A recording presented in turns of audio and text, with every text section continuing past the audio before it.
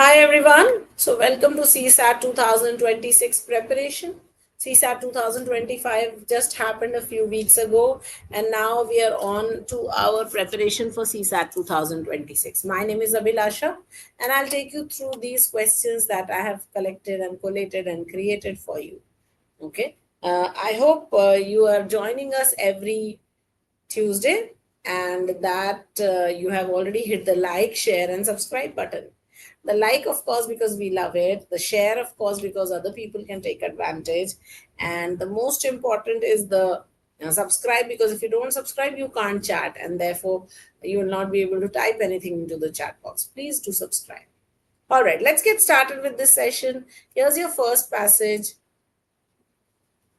for you. Take a moment, read, and then we will go through this.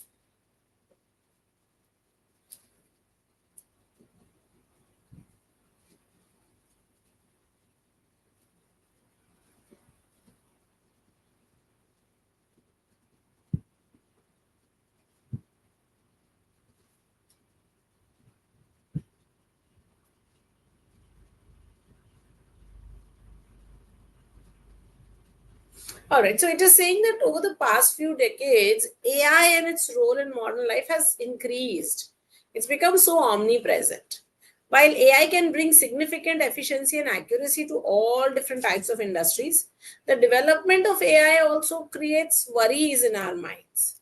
Now, worries could be like bias in algorithm, lack of transparency in decision making, mass unemployment, and these are creating debates among people who study ethics, policy makers, technologists also. They're creating something that could be problematic. As AI systems increasingly influence human lives, establishing ethical guidelines and regulatory framework is not just advisable but urgent also. Imperative means very important and urgent. Responsible development of AI must include accountability, inclusivity, and respect for human rights to ensure that it serves as a tool for collective progress rather than a source of disruption. So, we are really worried about AI and wondering if AI will help. Now, the question is which of the following can most logically be inferred from the passage? So, AI can entirely replace human labor across all industries is incorrect. I'll tell you why. One, because entirely, and two, because all. Both of these are not correct. So, this is an extreme option. Look at B. Regulation of AI is more important than its technical innovation. Is it more important? We don't know. The author has not mentioned that. Ethical, always remember comparisons are very dicey. Ethical oversight is critical to mitigating the negative consequences of AI. So you need to have an eye on what is happening so that you are able to reduce the negative effects of AI. So this is something that we can infer. AI development is best left solely to technologists and data scientists. Again, best left solely is not really right, so therefore not D. So best answer here will be option number C. Let's look at the second question of this passage. Which of the following best reflects the author's attitude towards AI? AI's potential benefit far outweighs its uh, risks. Okay. The second one says AI should be only used in non human facing domains. C says AI must be developed responsibly with ethical considerations, and D says AI development should be slowed down until all risks are eliminated. Again, far outweighs to is a comparison. We don't want that. Should be used only in non-human facing domains, and should be is an advice. We don't want that. AI must be developed responsibly with ethical considerations is something that the author has been saying throughout this passage. AI development should be slowed down until all risk. Now, all risk cannot be eliminated ever. Therefore, this is too extreme and not the right answer. Okay. So, best answer here will be option number C. All right, let's look at the second passage. Let's take a moment, read, and then we'll discuss.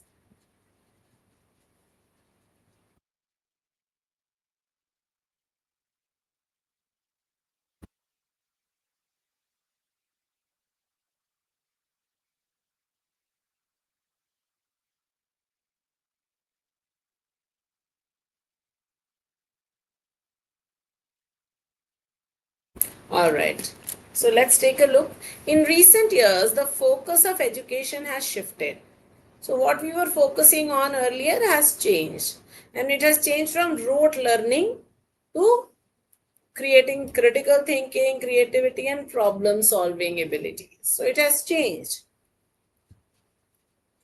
Then he says, while standardized testing still dominates many educational systems, educators and policymakers are increasingly recognizing that standard assessments often fail to capture a student's full potential. So we're essentially saying that standardized testing may not be as good as we think. True learning involves not just the retention of facts, but the ability to apply knowledge in varied contexts. A more holistic 360-degree educational approach, incorporating project based learning, collaborative tasks, and real world application is essential for preparing students for the complexities of the modern world. All right, which of the statements can be most logically inferred from the passage? Standardized tests are the most reliable method for assessing student intelligence. Again, please understand that the passage has said these tests often fail. So, are they the most reliable? No. So, I'll eliminate A. Education systems should rely solely on unstructured creative learning methods.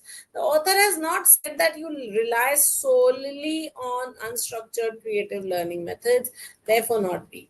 The ability to think critically is more valued in modern education than rote memorization.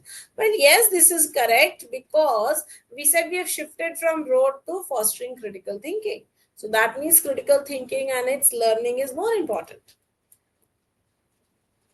Standardized assessment must be made more difficult to test problem solving skills. No, they should be able to test the problem solving skills, not to be made more difficult. So not D. So best answer here will be option number C. All right, let's look at the second question from this set.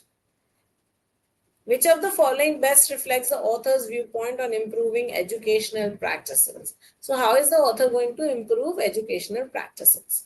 Education must return to traditional methods that have worked in the past. Should you be using traditional methods? No. Author has said change. Teachers should be the sole judges of student progress. Again, sole is an extreme word. We'll not take that. Look at C. Holistic and application based learning models must be integrated into education. Yes, that is what we are saying. Teach them a holistic method, teach them application based. Students should be left to learn at their own pace without any formal structure. Now, can we really say that students should be left to learn at their own pace without any formal structure? No, the author has not said anything like that. So, best answer will be option number C. All right, here's your next passage. Let's take a minute, read it, and then we'll take a look at the questions.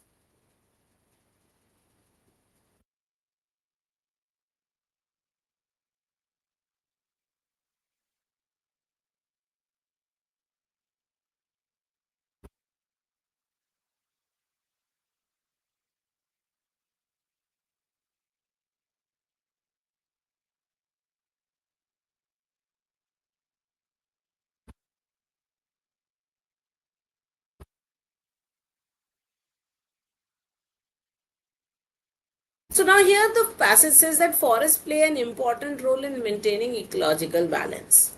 And they serve as carbon sinks, they regulate water cycles, and they support biodiversity. However, so, widespread deforestation, which is driven by logging, agriculture, and urban expansion, has accelerated environmental degradation. So, environmental degradation is happening. Reforestation and afforestation efforts, they're commendable but cannot fully compensate for the complex ecosystems that are lost through large scale forest clearance. So, even though you have reforestation and afforestation, they don't compensate because the ecosystem is lost. Sustainable forest management, which balances ecological preservation with human needs, is therefore essential. It involves practices that allow forest resources to be used without undermining the long term health of the forest ecosystem. You want to save the forest. Which of the following can be most logically inferred from the passage above? Planting more trees is sufficient to reverse the effects of deforestation. But he said reforestation and afforestation cannot fully compensate. So, therefore, is it sufficient? No. Look at B. Sustainable forest management is necessary to preserve forest ecosystem. Yes, that is what we have said here, right? So, B is a good choice. Let's look at C. Logging should be entirely banned to protect biodiversity.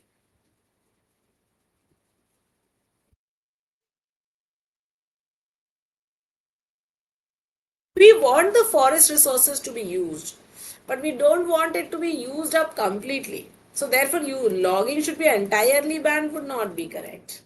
Urban development is the only major cause of deforestation. No, it's not just urban development. We said logging, agriculture, and urban expansion. So therefore, D is incomplete. So your best answer still is option number B. All right, let's look at the next question. Which of the following best represents the author's view on forest conservation? Forests should be left untouched to ensure biodiversity protection. No, we have just said that you have to allow forest resources to be used. So, should be left untouched will be incorrect. Technological solutions alone can solve the deforestation crisis. No, where does the author even mention technological solutions? No. Look at C. A balance between resource use and ecological health is crucial. Yes, he said that it involves practices that allow forest resources to be used without undermining the long-term health of forest ecosystem. So C is a good choice. It is crucial. Look at the economic development must always take precedence over forest. No, we don't want to always give precedence to economic development, so not B. So best answer would be C. All right, let's check our answers. Okay, C and C. Passage 2, it is C and C. Okay. And for passage 3, it is B and C. Okay. All right, guys, that brings us to the end of this session. So again, Tuesday, 7 p.m., I will see you again with some more questions for CSAT. If there is any specific thing that you want me to teach, why don't you drop it in the chat box here, right here itself, okay? And we'll pick it up, okay? All right, that brings us to the end of this session. Thank you so much. I hope you've already liked, shared, and subscribed the session. Adios, mere amigos. Hasta la vista.